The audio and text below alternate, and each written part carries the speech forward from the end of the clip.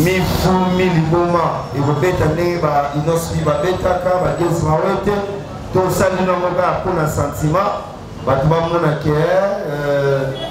Stomi à Salamélega, Zembo Mifumi Liboma. Bon, si je peux répondre à ça, je dirais quoi? Côté promotion, je connais pas mal de gens aussi. Et le manager, je crois, il est mieux placé pour se faire ça. Il est payé pour ça, on dirait. Donc, c'est à lui de faire ça. Mais je suis Mifumi Liboma, ça sort comme ça dans ma tête. Et la salle comptait pour, comme on dit, pour la Mika. Non, c'est parce que je savais que mon salle. Et j'ai pas mal traîné avec des stars, comme on dit. Il y a Congo, il y a Europe et Afrique. Et Mifumi Liboma, ils ont engaillé, mais en chantant. On a mis ma vie, on a expliqué vie, et non, là, c'est sa jeunesse, quoi. Et les gens ne seront pas dessus. Non, la bêtise, comme on dit en lingala, la bêtise musique, il y a l'élo. Bêtise, il y a l'élo. Donc voilà. Deuxième question, qui sur la production. Production, c'est vous-même ou comment? Ouais, je vais répondre à ça. En fait, je travaille en collaboration avec Check Fou et Felicity. Mais c'est mon label qui produit l'album. Oui. C'est le single là, Mifumi Liboma, je travaille avec Felicity et Check Fou. Mais l'album, il y a 5 titres. La première c'était celle-là, c'est Mifumi Liboma. La deuxième c'est Yuma. Et la troisième c'est Lolot Molisho. Et la quatrième c'est Kitam. Et la cinquième c'est... Ouais, là c'est écrit. Voilà, merci beaucoup mesdames et messieurs. On est là toujours avec notre artiste. Et puis, pour répondre sur ma Italie promotion. Oui, promotion, bon, assurer votre promotion. Parce que, à mon avis, nous, quand on a mis pour la promotion. Alors, promotion, ils ont déjà, et le Komongo, biso tout bande qu'on a biso. Là, déjà, nous sommes à peine à Bino, presque au Bouzali, as artiste congolais. Des nationalités congolaises, d'origine congolais, la République démocratique du Congo. Maintenant, c'est avec vous et nous, nous sa promotion pour que tout le baran c'est les Congo qui gagnent. Et ça valeur la musique na biso. Alors nous, n'a pas na biso to ça la promotion oyo et c'est na biso to ça. Et c'est na biso to ça. Et puis to ça la musique oyo te kaka po mutu boya sala ki nde biso to ça non. La musique c'est dîner déjà oyo mutu abimi nango a se lancer dans l'aventure moko boy. C'est déjà toute une vie oyo eza ko présenter mutu wana. Donc déjà pour la promotion tout ça quoi assurer que la promotion eza déjà OK déjà na bandenge moko ya bien. Maintenant il y a pena place sous nouveau Congo na question na ye oyo ndenga loba ke lelo ezobima.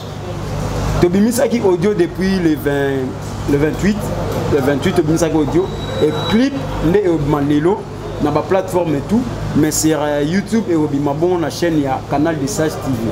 Donc c'est juste ça. J'espère que l'artiste est déjà à répondre pour la opis. Donc Mifumi Liboma et ça titre où ils a produit par Check Fou et Félix Tigre.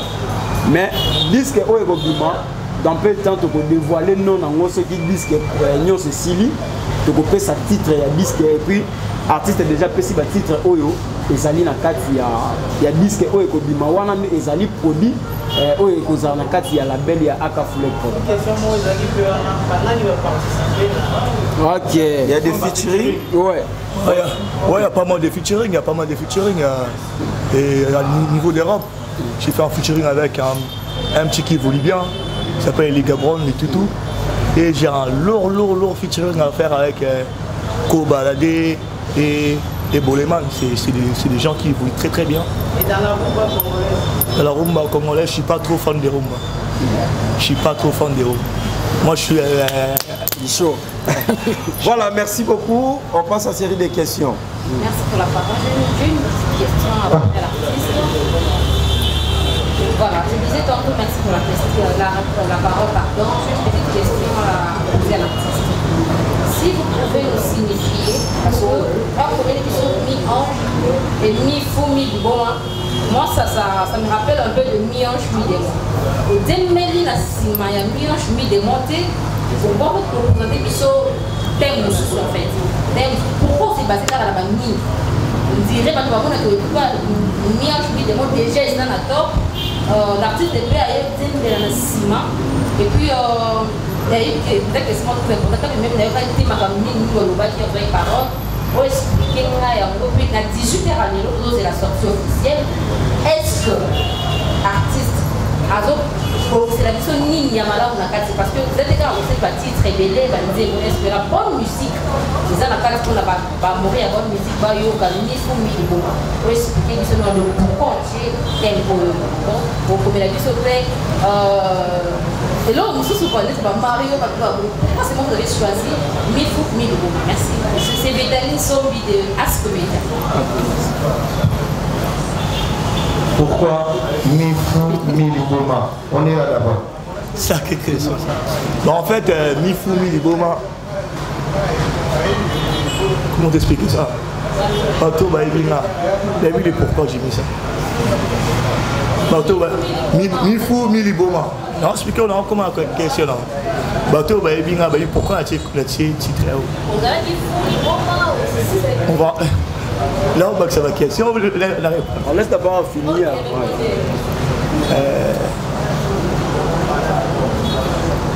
Mifou, en fait, tout est expliqué comment. En fait, titre Nzembo Oyo, ça parle de moi. Ça parle de ma vie.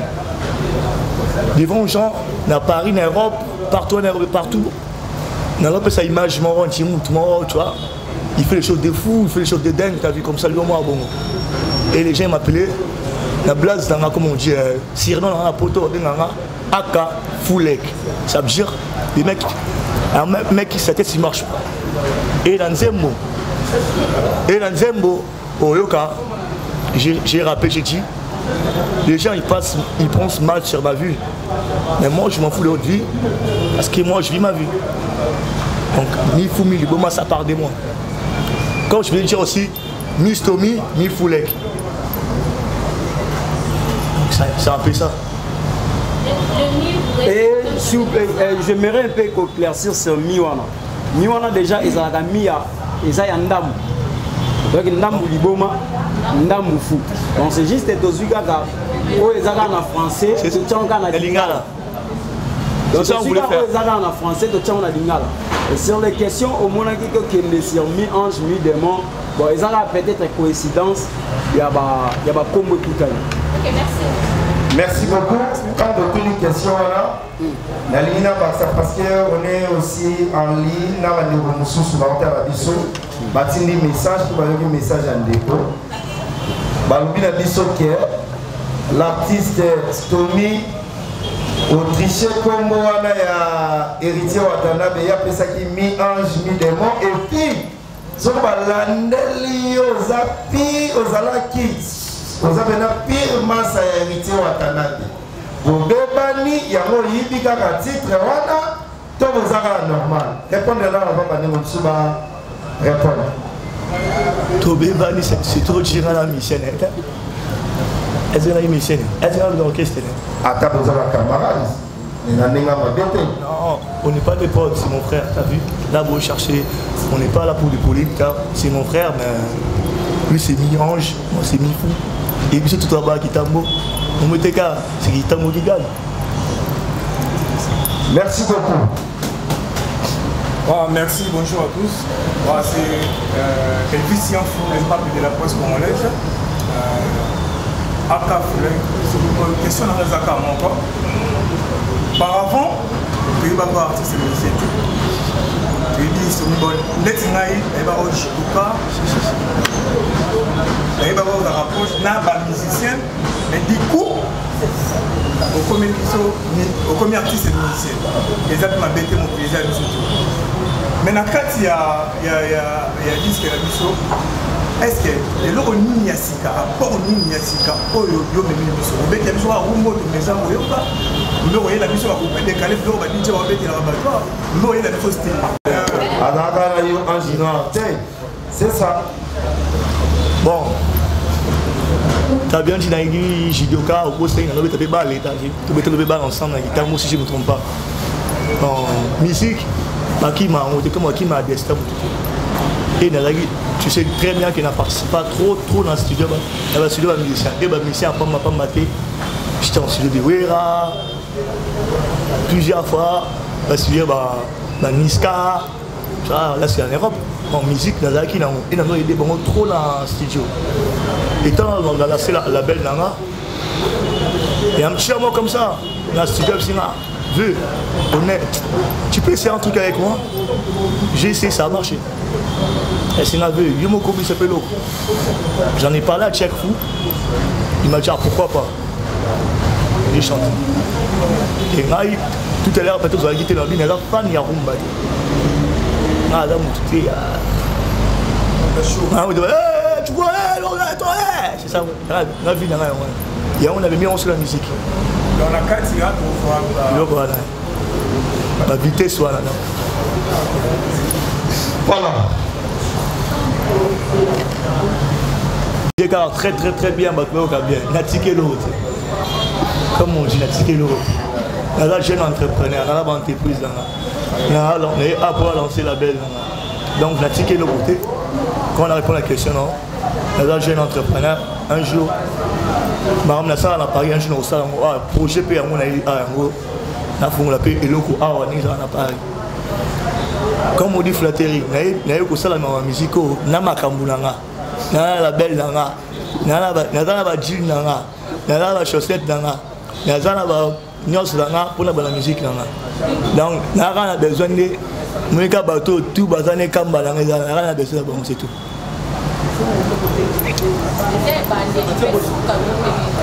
Tes musiques, ils ont, comment dirais-je, ils ont la baisse, cette musique, ils ont des tickets. Moi, on a Prince Anthony, on a la belle. On a mis mon tel, on a un musicien de l'eau. On a un Piggy de l'eau. Le quoi, Jay-Z, le roi Kenny West. Ça veut dire à parler sous tes mains, on produit Kabadjen, chaque jour. Je me vois comme ça en fait. Merci beaucoup. L'artiste a répondu, donc qui encore? Oui, j'aimerais que peut-être Tom Souci, il y a une question déjà à poser sur Opis, où ils allaient, un bon titre, où ils allaient Mokomi, Fumi Liboma. Et maintenant, le deuxième, c'est que nous avons parlé sur la belle Nabiso, ils allaient à Kafoulek Prod. Et si vous avez aussi des questions sur ça, est-ce que l'implantation dans les Andengeni, comment l'activité dans les Andengeni, les artistes vont contacter les Andengeni. Alors c'est à vous, il y a pour passer sur la question.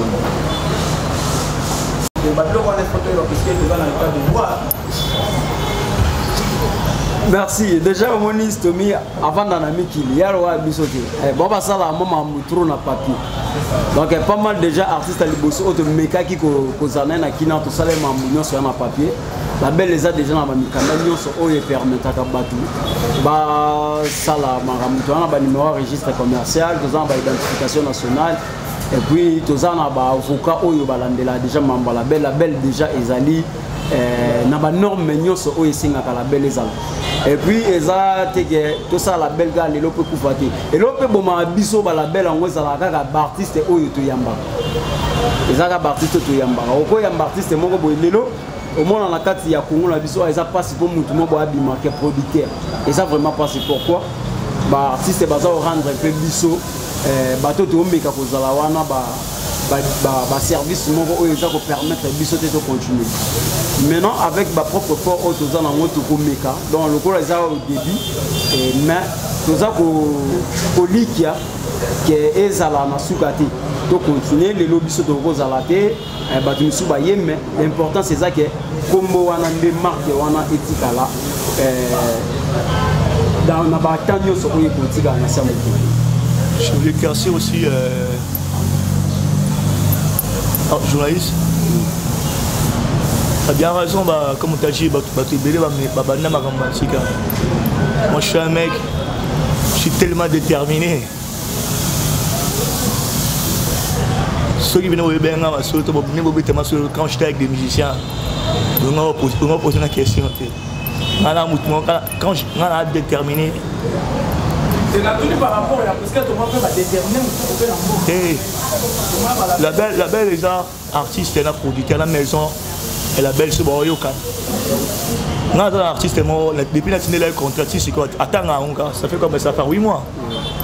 Après, on ne sait pas s'il ne comprend pas le contrat ou la condition de 5 ans pour monter.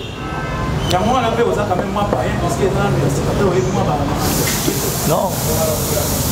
Moi, j'étais avec Héritier Watana à Paris. C'est moi qui, au début, c'est moi qui allais signer ce contrat. Il y a un showcase là. Pour te dire que je n'avais déjà ma non ça. Mon doigt n'avait bien. C'est un peu ça. Ok. On avance. Qui encore? Bon. Mbeli Kitambo. Parce que Kitambo depuis la Kitambo me doit en avoir. Ah? On s'est pété. Batu baya na bango, batu baya. Après quand Kitambo musicien musicien. Na komi musicien na tout makasi na bino yemba pe na yemba Kitambo. Balinga ngate ba oyokanga na mwa Kitambo. Na beta ba na Saint-Jean, na beta ba na Vélodrome, na beta ba la bande nous na Kivula. La bama la bâche na Israël, JCK, ICAP, Saint-Jean, tout la bama la bâche. Et na koma pe Yankee na Kitambo. Bah tout avec qui on t'a envoyé bien Chicago tout ça avec Maïma Moura tout bien là là ne pas natif ne grandi ya Kitambo et après la zone ça pas tout Kitambo j'allais à Lélo c'est la poto la ministre Kitambo no bibi bah la rappela sur la tente ah penalty bah ça penalty Kitambo fait la montagne c'est ma Kitambo ils avaient en bête la banque côté la route à Saint-Georges na kena rappela Mbonda un mot de quelque bani na banque nous peut pas chérir santé t'as vu bah ça il s'est kuna bagoya oui bana Kitambo n'est pas là il mène na Nino a rappelé qu'à moi bandal parce que nous zoom s'appelle parce que Kitambo ça appelé en air on a su comment Mbonda et bah vient sur bien Kitambo batikala kaka na espère Mbonda tika la Kitambo et il y a un thème Kitambo on a dévoilé la télé parce qu'il y a un bon télé na osa featuring na moka ba icône na Kitambo ya Mbonda qui est depuis Kibinda pour aider na tout la musique Kitambo voilà merci pour que tu aies ma bonne idée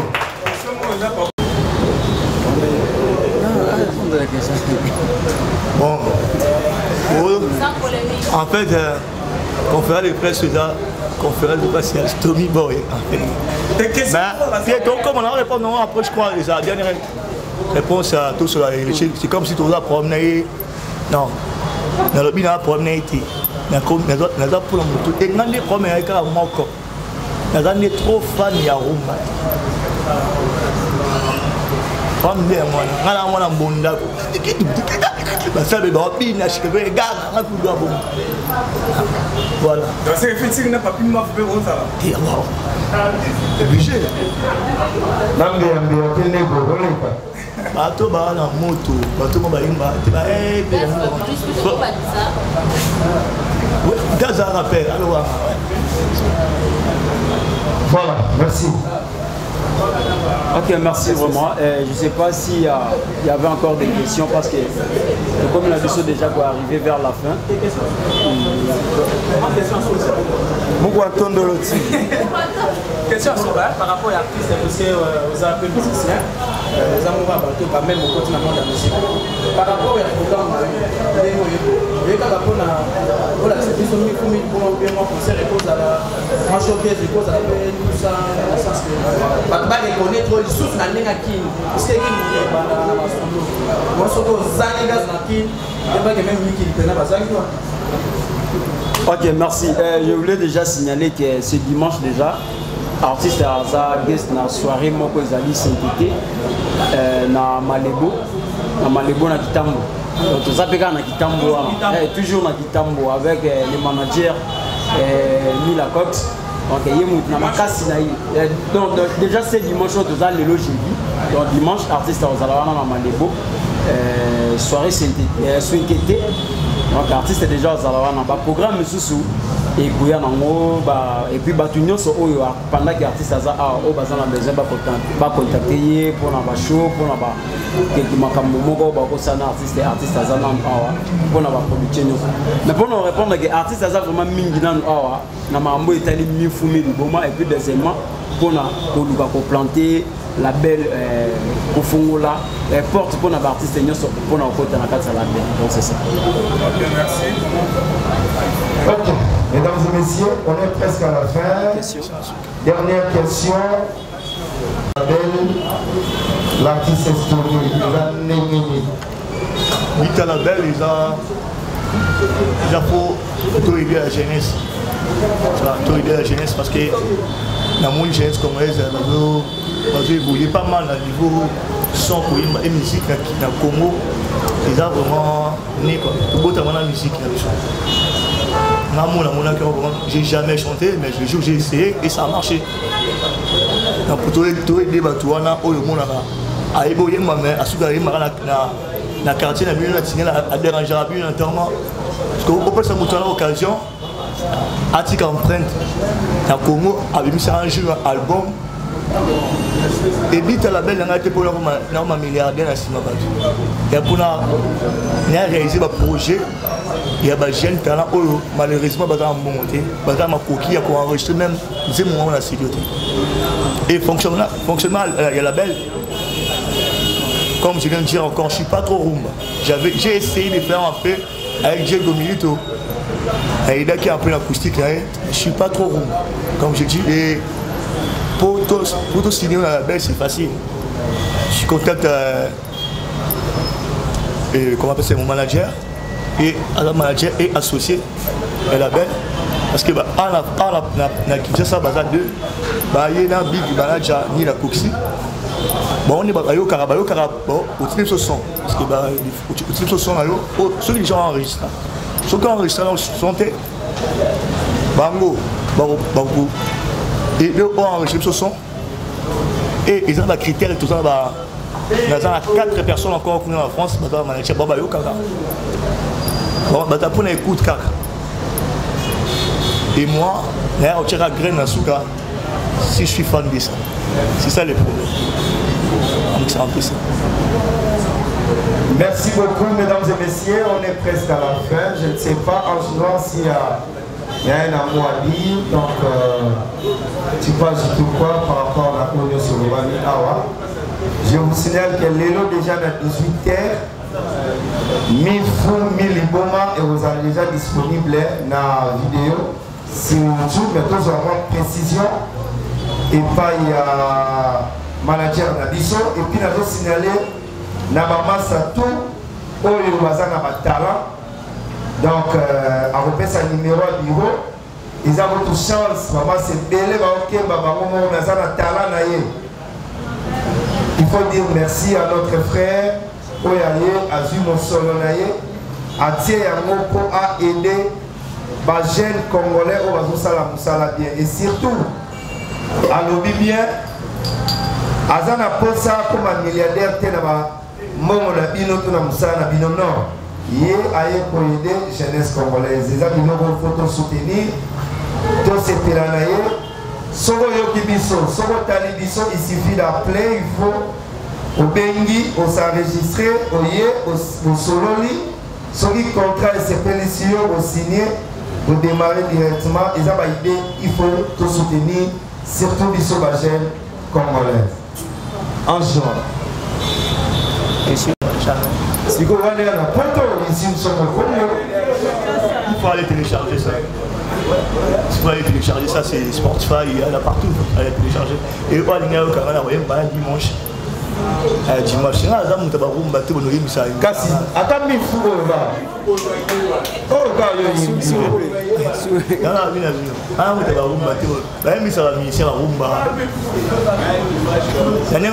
avec tout le respect, mon frère. Avec tout le respect, je ne peux pas te montrer le respect. Je ne peux pas chanter. Merci. Merci beaucoup. Ok, merci vraiment, merci à tout le monde, merci à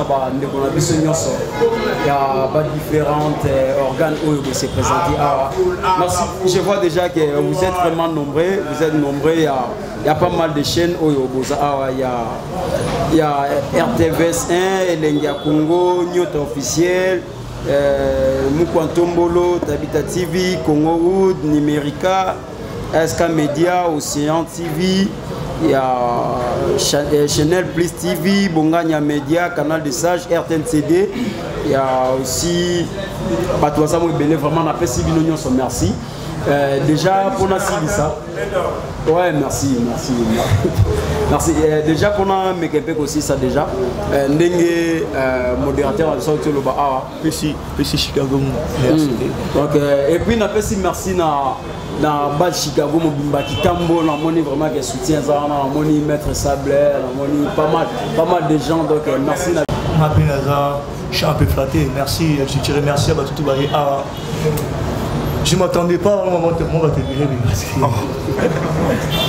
non parce que et je m'attendais au cinéma là-bas voilà la fille j'ai oublié comment elle s'appelle on posait la question on posait les lots et j'étais préparé pour ça. Et je remercie, merci vraiment et la bonne sanité et la robot à la beauté, Kitambo, Chicago, il y a Kitambo, Chicago soutenu, Chicago.